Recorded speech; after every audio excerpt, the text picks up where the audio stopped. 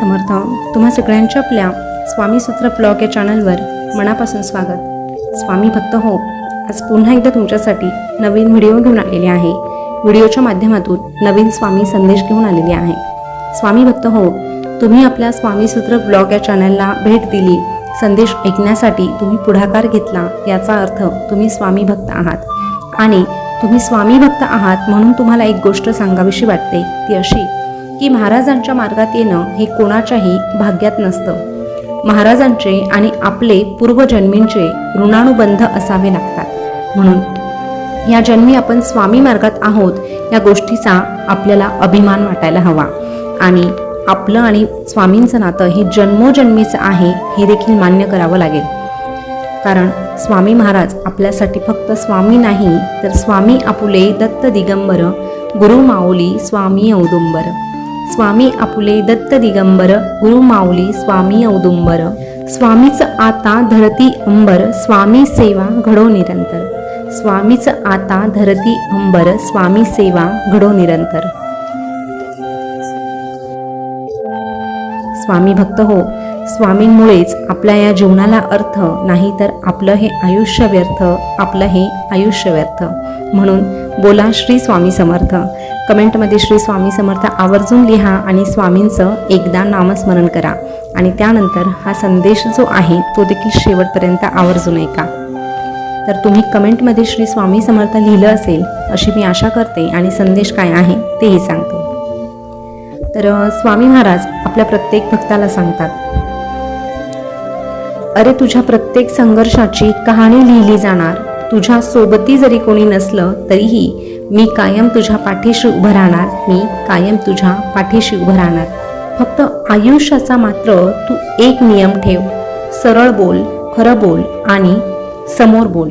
म्हणजे जे लोक तुझे असतील ते तुला समजून घेतील, आणि जे कामापुरते असतील ते आपोआप दूर निघून जातील. अरे जे लोक फक्त कामासाठी, त्यांच्या मतलबासाठी तुझ्याशी बोलतात, असे लोक तुझ्या आयुष्यात नसलेले बरे. अशा लोकांमध्ये वेळ घालवण्यापेक्षा तो वेळ जर तू आमचं नामस्मरण करण्यास दिला आणि तुझी प्रगती करण्यास दिला, तर निश्चितच तुझं आयुष्य सुखात आणि समाधानात जायला वेळ लागणार नाही. अरे नशिबात एखादी गोष्ट नाही म्हणून आयुष्यभर दुःखी राहण्यापेक्षा समाधानी कसं राहता येईल याचा विचार कर. आणि समाधानी कसं राहता येईल हे ज्याला कळतं ना, तोच खऱ्या अर्थाने जीवनाचा आनंद लुटू शकतो. एखादी गोष्ट तुला मिळत नाही, तुझ्या मनासारखं काही घडत नाही म्हणून चिडू नकोस, निराश होऊ नकोस आणि आमच्यावर रागावू नकोस. अरे तसं घडण्यातही तुझंच भलं होणार असतं हे तुझ्यापेक्षा आम्हाला जास्त ठाऊक असतं. म्हणून जे काही तुझ्या बाबतीत घडत आहे त्यामध्ये देखील तुझं भलं लपलेलं आहे हे जरी तू मान्य केलंस तरीही या जगाच्या पाठीवर तुला कोणीही दुःख देऊ शकत नाही. कारण जे तुझ्यासाठी योग्य असतं तेच आम्ही तुला देण्याचा प्रयत्न करतो. पण हे तुला आता कळणार नाही, वेळ आल्यावर तुला ते नक्कीच समजेल.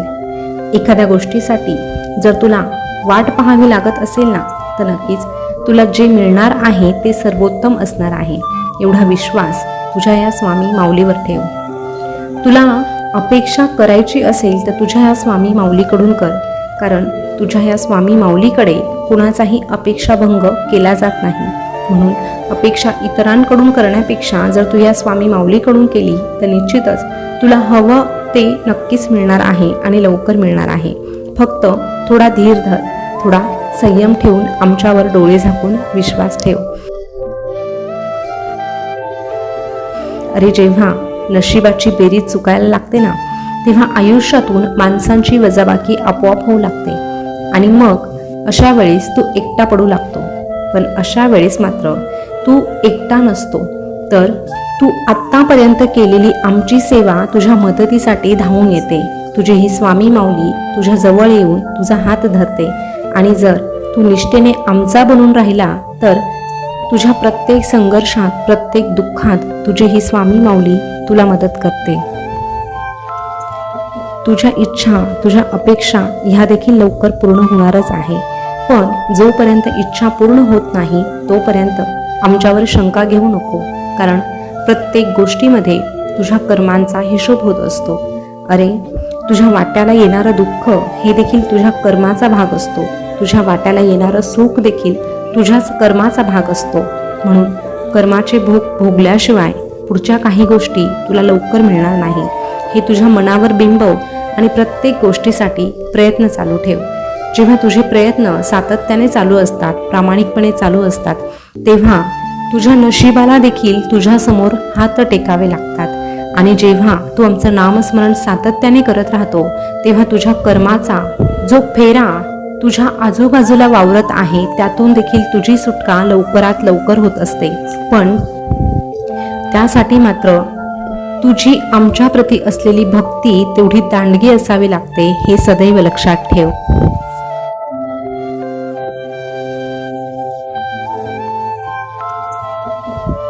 अरे, ह्या जगापुढे, ह्या जगातील माणसांपुढे जोडलेल्या हातांपेक्षा आमच्या समोर जोडलेले हात नेहमी बळकट असतात. आमच्या समोर टेकवलेला माथा हा नेहमी आशीर्वादास पात्र असतो. म्हणून आमच्या समोर टेकवलेला माथा, आमच्या समोर जोडलेले हात कधीही वाया जात नाही. हे जरी तुला लक्षात आलं तरीही तुला हवं ते सगळं काही मिळण्यास वेळ लागणार नाही.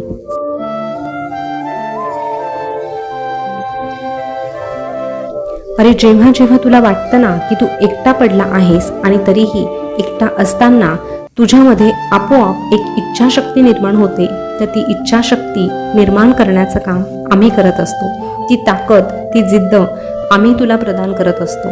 फक्त वाईट परिस्थितीत नाही तर तुझ्या चांगल्या काळातही आम्हीच तुला मदत करत असतो.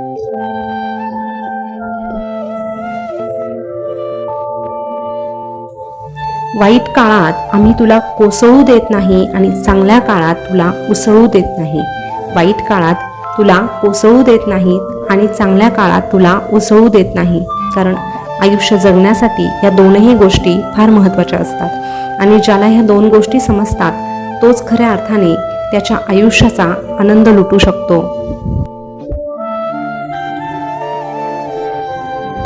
फक्त तू मात्र एक गोष्ट लक्षात ठेव, कितीही वाईट परिस्थिती आली तरीही कुणालाही न दुखावता तुझ्यासमोर जी वेळ येणार आहे त्याला सामोरं जायचं. स्वतःच्या स्वार्थासाठी इतरांना कधीही नाही फसवायचं. फक्त आणि फक्त स्वतःचे कर्म चांगले करत राहायचे. अरे, कुणालाही न दुखावता जगणं याच्या इतकं अतिसुंदर कर्म या जगात दुसरं कोणतंच नाही. जितकं जमणार आहे तितकं चांगलं करण्याचा प्रयत्न कर. पण नाहीच तुला चांगलं वागणं शक्य झालं तर कमीत कमी वाईट वागून, वाईट बोलून तुझ्या कर्मांमध्ये वाईटाची भर तू कधीही घालू नकोस. प्रत्येक परिस्थितीला सामोरं जात असताना आमचं नाव मुखात ठेव. झिजून गेलं तरी चालेल पण गंजून जाऊ नये असं म्हटलं जातं. म्हणून तुझ्यावर येणारी कशीही वेळ असू दे, पण त्यासाठी पूर्णपणे प्रयत्न कर, पूर्णपणे मेहनत घे, थांबू नकोस. जो थांबला तो संपला आणि ज्याने आमचा हात पकडला तो जिंकला. ज्याने आमचा हात पकडला तो मात्र जिंकला.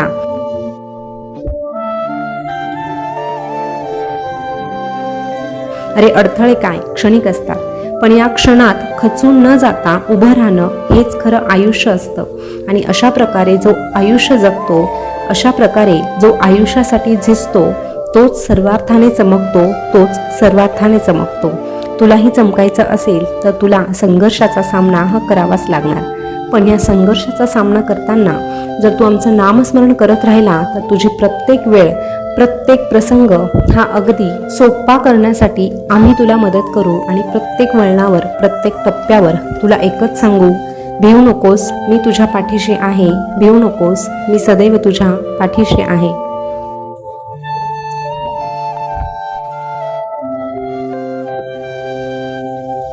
स्वामी भक्त हो, आजचा स्वामी संदेश तुम्ही ऐकला असेल तर आजचा स्वामी संदेश तुम्हाला कसा वाटला कमेंट करून नक्की कळवा. असेच नवनवीन स्वामी संदेश ऐकण्यासाठी आपल्या स्वामी सूत्र ब्लॉग या चॅनलला सबस्क्राईब करा.